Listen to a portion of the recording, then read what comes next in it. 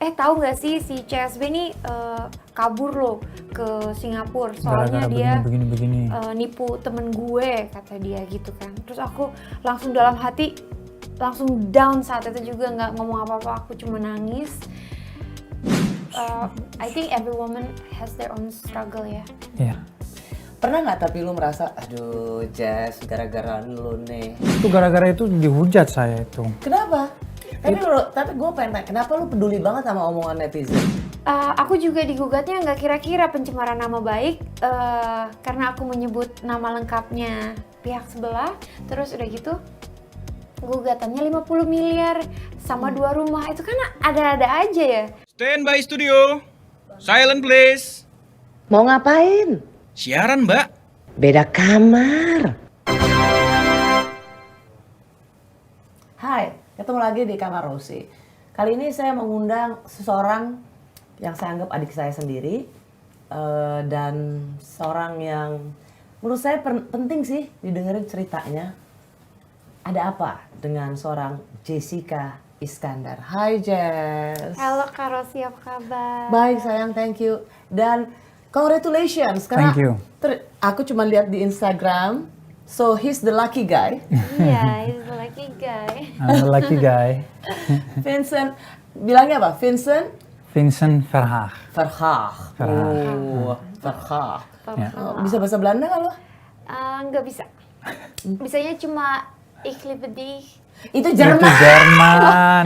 Ik hou van jou. Ih, kononnya ya benar. Ik jou van jou. Ik kan Karena naar hai. huis. Pokoknya aku cinta kamu, aku mau pulang. Udah gitu aja. Ketemu loh Mas Londo satu ini. Londo Londo. apa sih lo, San? Belanda sama Betawi. Mama Betawi. Papa Belanda. Ketemu di mana sih kalian? Ketemu Di Bali. Di Bali. Di Bali. Iya, waktu awal-awal aku masih healing. Iya.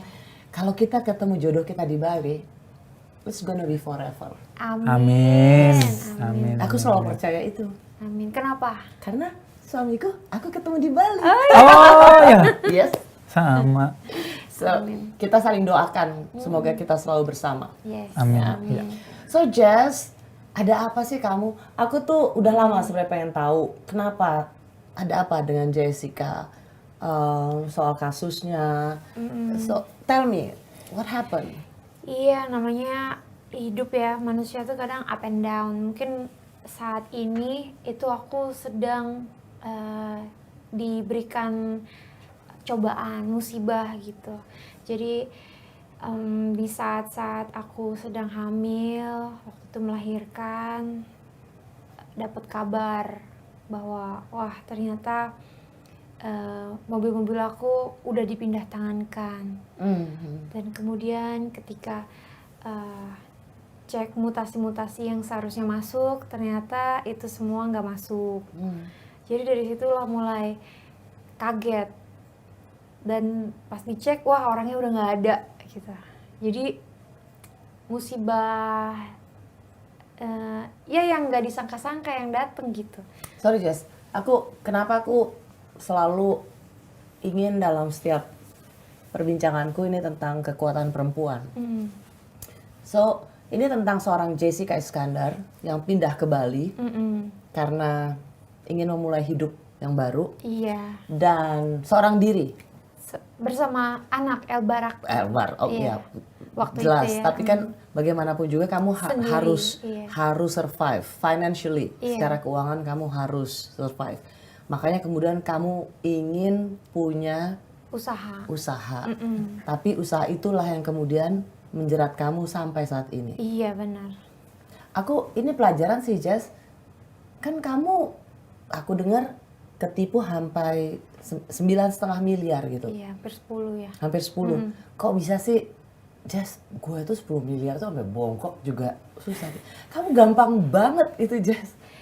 Iya, jadi gimana ya, ini juga mungkin terlalu mudah percaya, itu sebenarnya salah gitu. Jadi pelajaran buat aku karena terlalu mudah percaya, dimana aku pikir teman, terus dia juga sosok yang apa ya, bisa memberikan kepercayaan gitu, bisa meyakinkan dirinya bahwa dia tuh yang entrepreneur, terus dia kenal banyak orang, terus dia kenal orang-orang penting, bla bla bla bla. Portfolio CV-nya keren lah. Portfolionya iya gitu.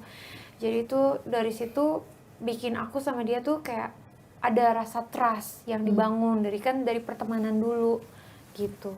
Dari situ berlanjut ke bisnis gitu. Mulai waktu itu mobil aku kan ada Alphard di Jakarta waktu aku di Bali. Jadi Alphardnya tuh nganggur. Sama dia ditawarin, mau nggak? Supaya ini disewain gitu ya? Disewain, Karena ini kan usaha sewa menyewa mobil kan? Sewa menyewa mobil gitu. Ya aku pikir karena tawarannya menjanjikan, Daripada mobilnya nganggur. daripada mobilnya nganggur, aku bisa dapat 22 juta per bulan. Kenapa enggak gitu kan? Dari situ awalnya gitu. Terus akhirnya kamu naruh duit? Dari 1 mobil jadi 2 mobil sampai 11 mobil gitu. Oh jadi kamu dalam bentuk barang nih? Dalam bentuk ada yang bentuk uang, ada yang bentuk barang gitu. Karena memang mau usaha jual beli mobil di Bali. Sewa. Sewa mobil di Bali. Iya. Gitu. Dari mulai kamu percaya, habis itu taruh mobil, taruh uang, sampai sekarang itu kamu tahu bahwa kamu ada isu itu berapa lama? Dari aku tahu ada something wrong itu pas banget setelah aku melahirkan, berapa hari gitu. Iya kan? 3. Jadi dia masih di dalam ruangan rumah sakit di mana Iya, dia lagi mengembalikan recovery habis melahirkan. Disitulah dapat kabar dari ya temennya yang juga kenal dia kayak gitu, bahwa ini terjadi, lo coba cek deh. Nah di situ kan jadinya kayak oke, wait, lalu dia cek, dari situ aku juga cross check dan sempet diangkat sama CSB. Kalau orang itu, sorry, jadi kamu lagi di recovery Habis melahirkan, masih di rumah sakit. dan baru ketahuan bahwa orang ini try to Ada isu. ada isu. Iya, ternyata orang ini juga ada masalah sama orang lain, terus dia pergi. Makanya teman aku dan teman yang kenal dia juga Kabarin. cerita, tahu nggak sih si CSB nih kabur loh ke Singapura, soalnya Gara-gara dia begini. nipu temen gue, kata dia gitu kan. Terus aku langsung dalam hati langsung down saat itu juga, nggak ngomong apa-apa, aku cuma nangis. Terus aku tutup teleponnya, aku nggak tahu mau cerita gimana gitu karena hati aku tuh blank banget. Kayak waduh gimana ya gitu, aku harus gimana ya gitu, sedangkan bayi aku ada di sebelah, aku lagi ditungguin keluarga juga, aku cuma bisa Do you know diam. about this? I knew. Cuma gimana? Aku coba berusaha untuk kayak gimana ya, Kak? Kayak aku mau kasih tahu, wah, ini udah beberapa lama lagi mau melahirkan. Kalau aku kasih tahu sekarang, gimana? Terus aku mikir lagi, kalau aku kasih tahu setelahnya, ketika dia harus bahagia karena dia telah melahirkan putra yang sehat dan segalanya, jadi bingung. Sebelum aku menceritakan ke dia, karena aku lagi cari momentum yang pas, sudah dikabarin oleh temannya sendiri. Dari situ ya sudahlah, karena sudah kebongkar, saya jelasin dan saya cross check, saya telepon CSB, dia angkat dan di situ dia mengakui bahwa dia memang salah. Dia mengakui. Jadi sebenarnya kamu udah mulai mencium kan, udah mulai tahu. Sudah. Tapi karena Jess Lagi sedang mau melahirkan, lagi itu momentum saatnya dia udah mau pecah ketubannya.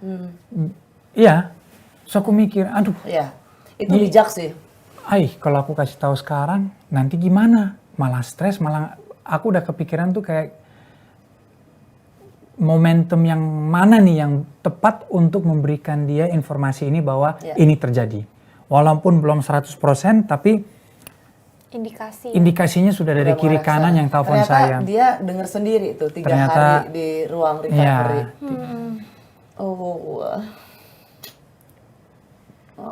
Itu rasanya tuh kacau banget sih.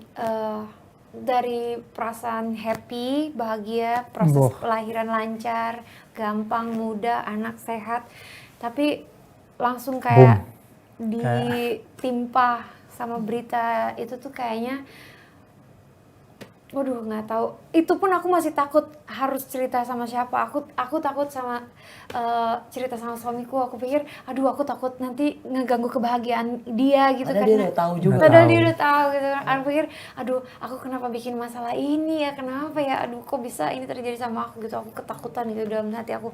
Aku cuma bisa nangis. Orang-orang mikirnya aku nangis gara-gara happy, bahagia, tapi aku nangis yang lain gitu. Tapi akhirnya aku beraniin diri, aku cerita, sayang kamu tahu nggak? CSB kabur. Dan aku kerja sama dia kayaknya juga kena gitu. Aku jawab, Siap. aku udah tahu, aku udah kontak. Gitu. Nah di situ kita mulai kebuka. Aku akhirnya ya udah aku jelasin semua yang saya tahu. Mau itu benar nggak benar, intinya aku udah memberikan dia informasi yang saya dapat. Dari situ permintaan aku dari awal tuh satu aja, kamu jangan fokus ke ini, fokus aja dulu sama Buat the baby. recovery and the baby. Masalah ini nanti aku yang coba tangani. Iya, Nanti karena aku gimana sempet gimana. sakit awalnya Iya. gitu. Aku mau kasih sebuah cerita penting di sini tentang seorang perempuan. She is a single mother waktu itu. Dan pasti Jess juga harus berpikir kan bagaimana supaya bisa survive. Makanya Jess harus punya usaha investasi. Iya. Bahwa perencanaan atau keputusan investasi itu salah, itu soal lain. Tapi sebagai perempuan mandiri, kamu harus juga memiliki kemampuan untuk menghidupi dirimu Iya. dan juga anakmu. Iya. Sampai kamu ketemu dengan pria Belanda Betawi ini. Iya. Dan lahirlah seorang bayi yang luar biasa. Dan di hari kelahiran yang harusnya kamu bahagia, kamu baru tahu juga bahwa investasi kamu waktu Iya. healing di Bali itu it was totally like Opposite. Ya. shit. Ya. Itu pengalaman luar biasa sih. Iya. Kalau aku, kenapa aku mengundang kamu sih, Jess? Itu menurut aku itu akan memperkaya kamu sebagai seorang manusia. Amin. Amin ya. So, tentu uang perlu Buat hidup. buat hidup atau dipersoalkan. But ini bisa jadi pelajaran buat banyak orang. Iya, bener banget. Ini aku berharap juga dengan aku share cerita ini, orang jadi belajar dari kisah ini untuk nggak mudah percaya sama orang, lebih berhati-hati. Karena ketika aku share cerita ini aja, banyak banget komen yang masuk tuh yang kayak, wah aku juga pernah ngalamin ini, aku juga ini. Jadi kita saling share, saling menguatkan gitu. Jadi mudah-mudahan dengan ini terus banyak orang yang denger, jadi bisa lebih hati-hati karena ini tuh bisa gampang banget terjadi sama orang lain. Seorang Jessica Iskandar bisa tertipu itu agak, Iya. menurut aku agak konyol sih. Iya. Berarti kan orang ini jago banget convince. Iya. Dari portfolionya, dia foto-foto sama siapapun. Jangan pernah percaya sama orang dengan foto-foto dengan Iya. pejabat. Itu Baru aku mau bilang itu never judge a book by its cover ya. ya, itu udah chapter awal. Jangan pernah knock on wood. Saya tuh nggak pernah percaya. Semakin dia menjual dirinya dengan gue pernah foto sama ini, aku udah pasti enggak sih. Tapi pasti mungkin buat Jess waktu itu kan pasti dia bisa foto sama pucuk-pucuk pimpinan yang kayak keren gitu kan. Ada portfolio yang Iya, lebih ke dari cerita-cerita dia sih, kayak misalnya dia join ini, terus dia ada di sebuah event besar negara, terus dia naro 50 mobilnya dia, terus kayak dia tiba-tiba bisnis dengan orang ini, terus dia punya link kenalan dengan orang ini yang membantu aku, memudahkan aku segala macem gitu. Jadi tuh dia bener-bener kasih servis, bener-bener ngasih bukti nyata dia kenal, dia kasih servis, dia kasih wujud dirinya sukses, wujud dirinya yang sebagai Yang usia muda ya, entrepreneur. masih 20 something dan bisa seperti itu kan, jadi kayak bikin rasa percaya loh gitu. Terus apalagi dengan sikapnya dia yang lugu, yang kayaknya tuh nyamuk mau gigit dia aja tuh dia akan biarin Baik gitu. banget Baik gitu ya. banget gitu.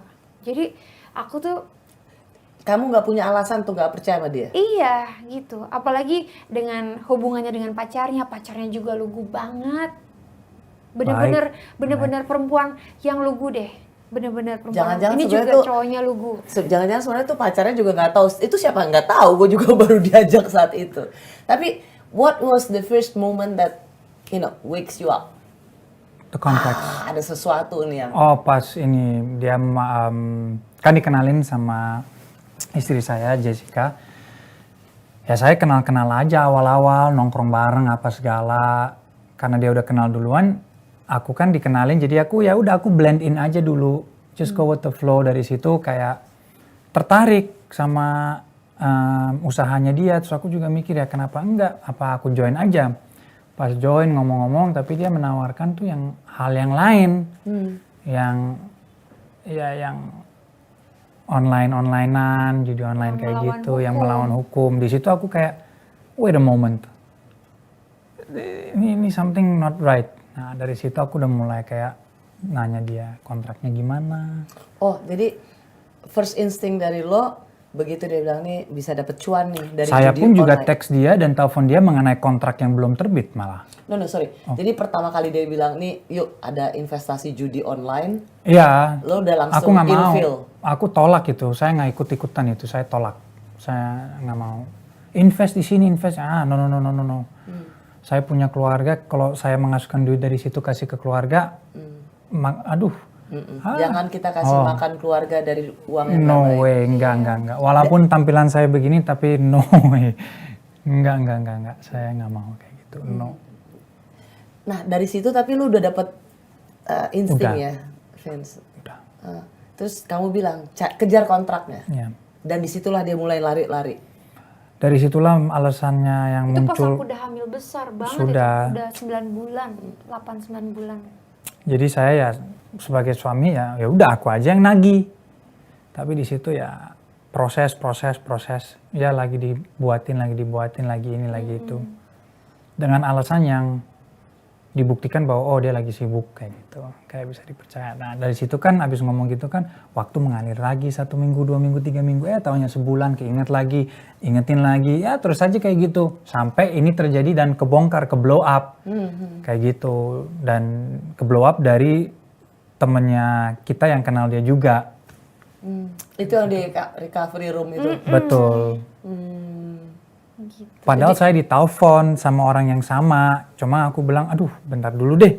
Kalau saya kasih tahu sekarang, wah nggak punya hati untuk melakukan itu. Walaupun aku mau jujur, bukan aku mau nutupin, tapi kayak momentumnya itu tidak Ya. tepat.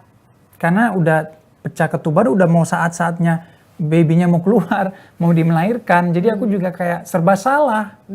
Akhirnya dia ditelepon, ada di situlah kita langsung aku udah tahu sharing.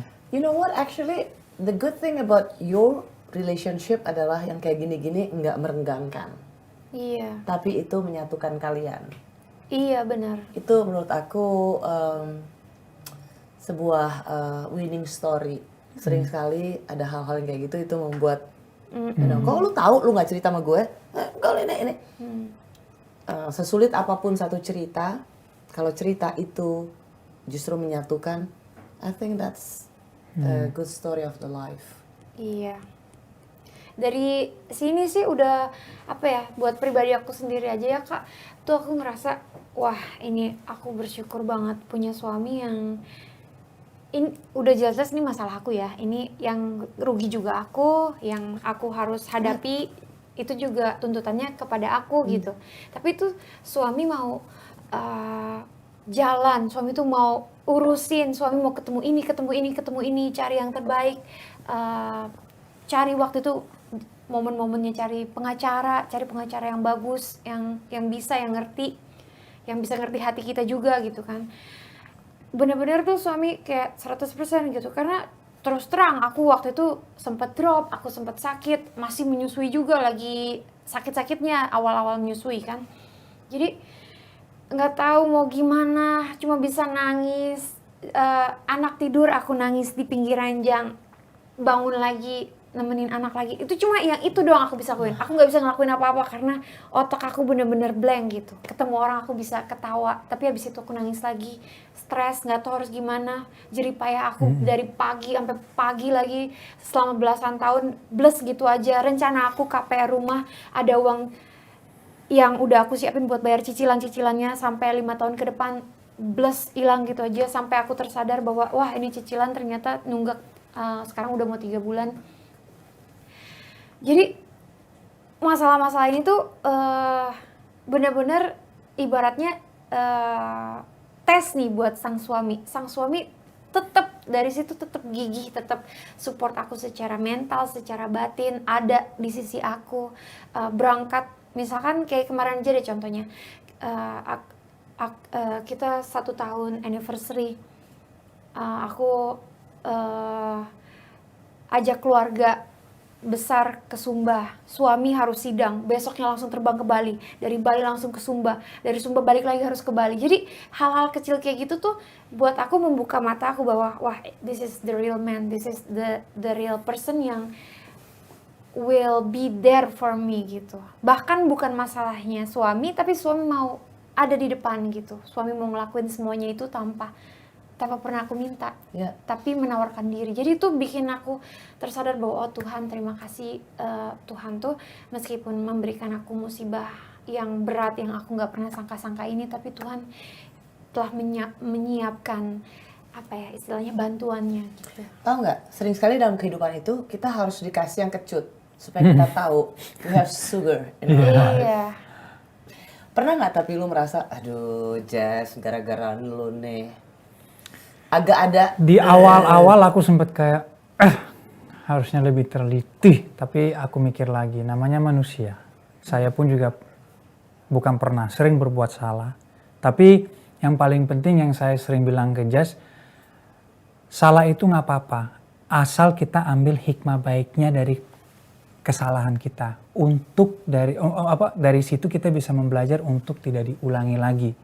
Selain itu, dengan hikmah baiknya ini kita juga bisa memberikan informasi ini ke teman-teman terdekat kita atau siapapun itu biar tidak mengikuti jejak kita yang sama. Ada lesson learned ya. Yes. Karena seorang Jessica ini orang nggak percaya Jess, lu kan dalam social media lu tuh hidupnya lu enak banget gitu, keren banget hidup lu. Amin.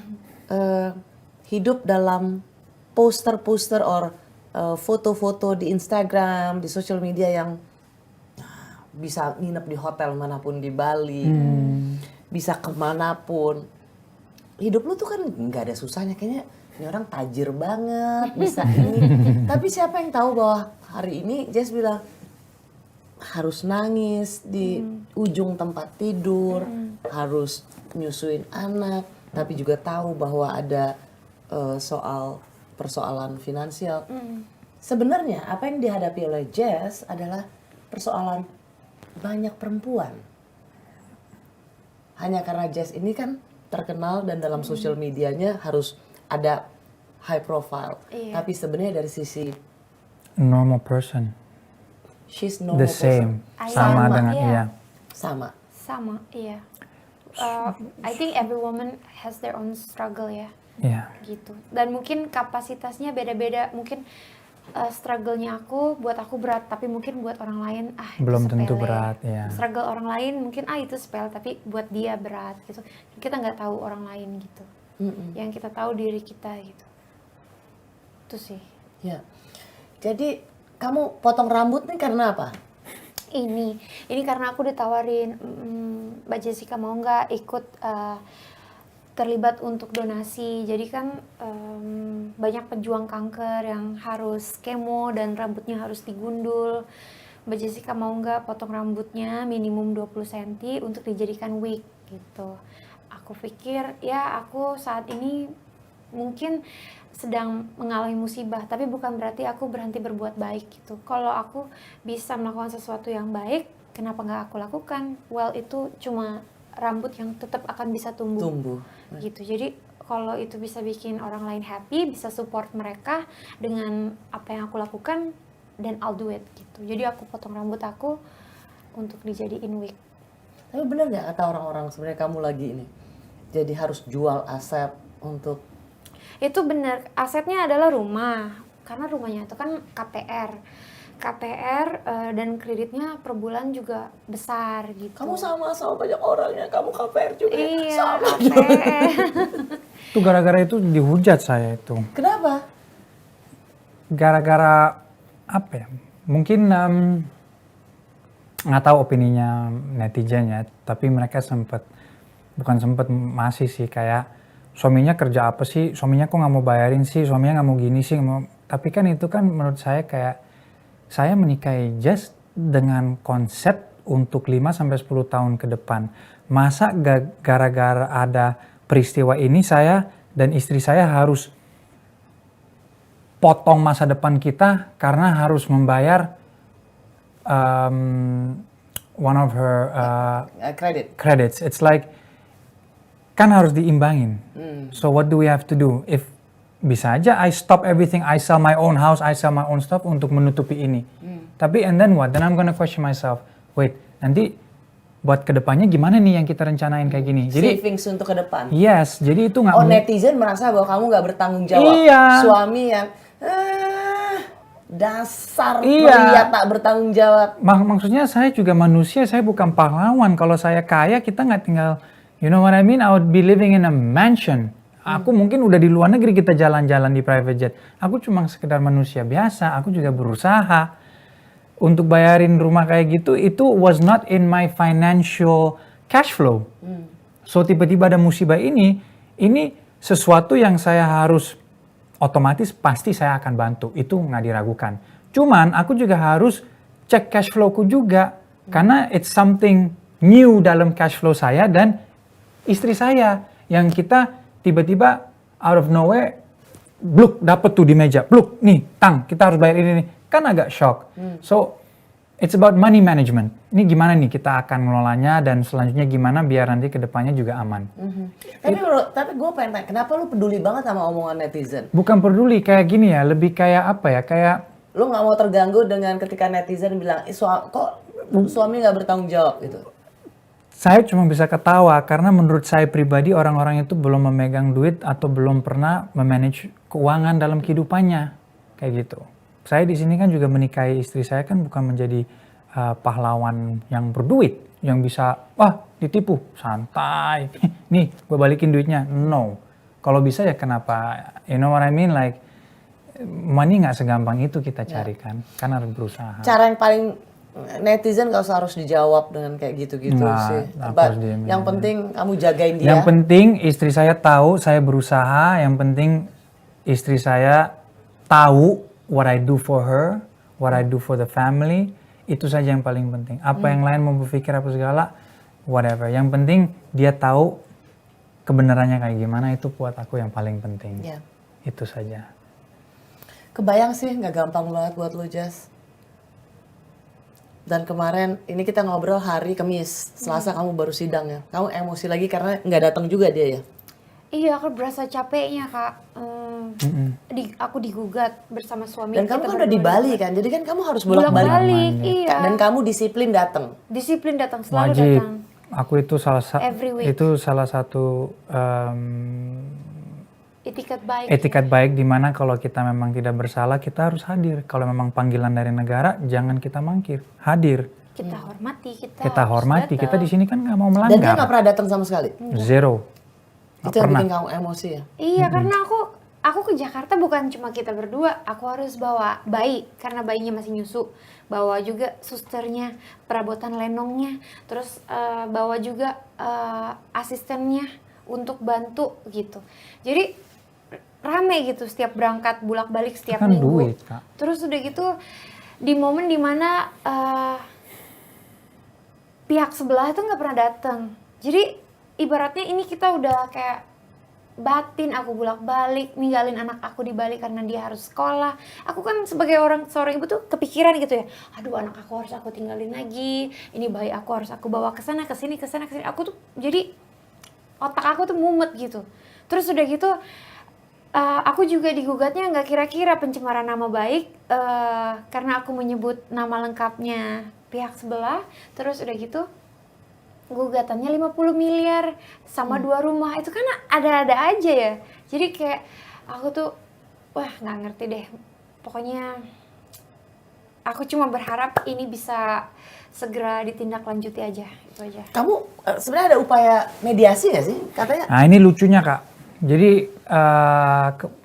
jadi kan kalau masalah hukum itu tuh kalau perdata tuh wajib ada itu diberikan dari hakimnya mediasi, tahap mediasi untuk berdamai. Dia mau berdamai, saya juga mau berdamai, kita mau berdamai. Jadi nggak usah repot lah. Jadi ya. saya udah bilang di situ kalau memang mau damai, saya terbuka. Kalian mau berdamai, kalian juga terbuka. Kalau menurut saya pribadi ya Kak, mohon maaf ya Kak. Kalau mau damai itu kan harusnya hati ke hati. Seharusnya ya udah kita Cari solusi lah. kita lupakan dulu pasal-pasal, kita lupakan dulu kuasa hukum kita duduk dulu prinsipal sama prinsipal, hati ke hati. Masa ini aja nggak hadir, saya yang hadir, masa hati saya ke kuasa hukumnya? Is that fair? Itu mah bukan mau damai. Kalau mau damai kan hati ke hati, kayak gitu. Jadinya malah nggak ada. Kan maunya apa? Mau damai atau enggak nih? Kalau mau damai, Padahal pintu sangat damai kalian- terbuka. Kita sangat terbuka. Sudah saya umumkan di media apapun, terbuka. Datang aja. Datang aja, ayo mediasi. Kita duduk, kita cari solusi bareng-bareng. Ayo. Oke, kalau kamu menyatakan bahwa kamu salah, saya mau maafin. Ayo kita berdamai. Kan gitu. Tapi datang dong. Dan ini sama sekali ya, batang Nggak hidungnya ada. nggak pernah Malah saya kayak- harus ngadepan sama kuasa hukumnya. Ya tapi kan aku ada kuasa hukum. Ya mau sampai kapan kayak gini? Berarti kan nggak mau damai kalau begitu menurut saya. Masa hati ke kuasa hukumnya? Kayak gitu. Kebayang ya, karena gini, pasti banyak yang merasa bahwa sekelas Jessica, high profile, you know, bisa jatuh dalam yang kayak gini. Gimana banyak perempuan lain atau orang lain. Gitu. Padahal ini sebenarnya isu klasik. Ya. It happens to everyone. Dari komen-komen kita lihat, loh ini kok banyak yang curhat-curhat di komen-komen. Saya tertipu ini, banyak banget Kak yang komen-komen tuh yang curhat out of nowhere. Dan itu the same. Dan kebanyakan yang ngomong itu semuanya wanita, jujur aja. Yang komen di IG-nya dia itu wanita yang tertipu Iya, kayak karena gitu, yang mengalami banyak itu. perempuan juga ingin tidak saja dia harus single parent ya, Jess, tapi dia meskipun dia juga punya suami, dia ingin menjadi apa? Independent as a woman, of Independent. course. Dan Yeah. membantu suami juga Iya. gitu. Dan kasihan banget perempuan yang mau Terus kena musibah begini. harus kayak begini. Iya. Ibarat kata aku masih apa ya? Mungkin orang-orang yang ketemu aku tuh masih nanya, "Aduh, lu nggak gila aja udah hebat ya, Jess." Aku tuh ibaratnya gini loh, Sorry Jess. Menurut aku juga keberanian Jessica untuk membuka ini loh. Aku punya feeling sebenarnya mungkin banyak selebritas kayak gini, tapi malu untuk mengakui. iya, Bisa jadi. bisa jadi juga. Ngelihat pribadi aku gitu ya. Oke, gue mengalami ini, hilang segini banyak uang, masih bisa hidup. Tapi gimana orang yang emang menggantungkan, misalnya ya, menggantungkan seluruh hartanya All in gitu all loh. in buat Buh. bisnis kayak gini, terus udah gitu kena musibah yang sama, gimana mereka Nggak hidup? kebayang. Mungkin rumahnya udah harus ngontrak, nggak bisa bayar kontrakan, akhirnya harus keluar, hidup gelandangan, kan kita nggak tahu. Jadi kayak gini-gini tuh apa ya, harus disuarakan gitu supaya jadi pelajaran buat orang-orang, nggak cuma yang perempuan atau yang laki-laki, tapi semua orang lah menurut aku. Cuman gini, Jess, kalau menurut aku gini juga. Kita menyuarakan kan supaya perempuan ini lebih berhati-hati Iya. dalam investasi. Apapun lah lebih berhati-hati. Ya, tapi Jess kalau orangnya baik, lembut banget. Tadi kamu bilang nyamuk aja dia nggak berani ditepuk. Iya. Dia bisa kasih lihat foto dengan seluruh jenderal bintang 7, 6, 5. Terus baik banget gitu. Kan kita nggak pernah tahu juga ya. So, gimana ya? Itu pelajaran never judge a book. Kan biasanya kan di Iya. statement itu kan keluar ketika kita lihat sesuatu yang buruk, never judge a book by its cover. Tapi juga tampilan yang baik dan yang bagus dan segala-segalanya itu juga jangan dijudge. Tuh. Apalagi Pelajaran. ngedengerin sebuah janji manis yang terlalu manis, yang kadang tuh Things that are too good to be true iya, too good to be true tuh, aduh itu harus harus ada ditanya apa ya, ada Apa question. iya Iya. gitu? Iya. Emang iya bisa dapat uang sebanyak itu? Karena kan apa yang dia janjikan ke aku nih ya, satu mobil Alphard 1 bulan 22 juta, Mini Cooper 1 bulan 35 juta, Siapa yang nggak mau? Mercy 1 bulan 55 juta, Hummer 1 bulan 50 juta, Porsche 1 bulan bisa 55 juta, bisa lebih. Ibarat kata 1 bulan itu aku, kalau itu memang real, aku tuh 1 bulan udah bisa dapat tuh 400, 500, 600 juta. Siapa yang nggak mau? Hanya dengan nyewa mobil. Hanya dengan nyewa mobil. Jadi itu terlalu manis untuk jadi kenyataan. Tapi kamu lakukan juga kan? Maksudnya kamu percaya itu, which is yang ternyata Iya. itu ngibul. Iya, karena kepercayaan yang dia bangun tuh ke aku tuh luar biasa ya. Gitu. Dan juga kalau menurut saya pribadi nih, momen dia masuk tepat, itu saatnya dia lagi Yang waktu aku pindah ke Bali itu awal-awal itu kan aku lagi benar-benar broken. Udah broken, sakit pula gitu. Jadi aku berpikir untuk udah deh aku berhenti, rehat dulu dari Dunia entertainment. entertainment. itu. I was thinking like that, kayak mungkin Itu ini. aku was really down gitu. Benar-benar lagi hancur. kayak kamu pindah ke ketemu Bali, dia? Ketemu dia jadi teman pertama yang menemani aku sama pacarnya, sama satu lagi karyawannya. Wow. Gimana kita nggak mau Gimana percaya? aku nggak mau percaya gitu. Dia ada setiap hari nemenin aku, terserah aku mau ngapain, ayo Mobil nongkrong. pakai, supir Mobil pakai, mau apa? Nih, di situ aku mulai nanya, kan aku minta ceritanya, pas dia cerita gitu aku mikir kayak, berarti dia masuk saat-saatnya kamu benar-benar broken into pieces, di mana dia ada di sisimu, ketika kamu butuh orang yang bukan keluarga, bukan pasangan, tapi benar someone yang tidak akan ngejudge dia ketika dia lagi down. Iya. Aku mikir di situ kayak, wow, kok bisa loh. Tapi bukan karena dia istriku loh, bukan. Cuma she's a strong woman. Dari pengalaman hidup dia sebelum musibah ini, me as a man aja mikir kayak, aku juga menanyakan diriku sendiri, if I could melewatin ini semua, Nggak bisa. it's not easy. Me sebagai laki yang egonya tinggi, yang mau kasih tunjuk sama man, aku aja sampai ngomong sama dia, if I had to do that, belum tentu aku berhasil. Dan yang aku hebatnya, salut sama kamu Jess. Dengan seluruh proses persalinan kamu, aku selalu lihat fotonya keren banget. Itu menurut aku kamu adalah foto di mana perempuan tuh lagi perutnya gede gitu tapi tetap seksi gitu. Mana gue tahu sebenarnya dalam hati lu. Tapi itu keren. Menurut aku gini sih. Ketika kamu dapat orang itu, di saat kamu at the lowest level in your life, dan dia menjadi semacam penolong, ya pasti kita berpikir semesta yang memberikan dia, apalagi kamu di Bali. Saya selalu percaya sih kayak gitu-gitu. Bahwa kemudian it turns out atau dia berubah menjadi seperti kayak gitu, ya nggak apa-apa. Itu bagian dari semesta ingin kasih lihat juga. Mengajarkan banyak hal ya. Mengajarkan banyak hal. Iya.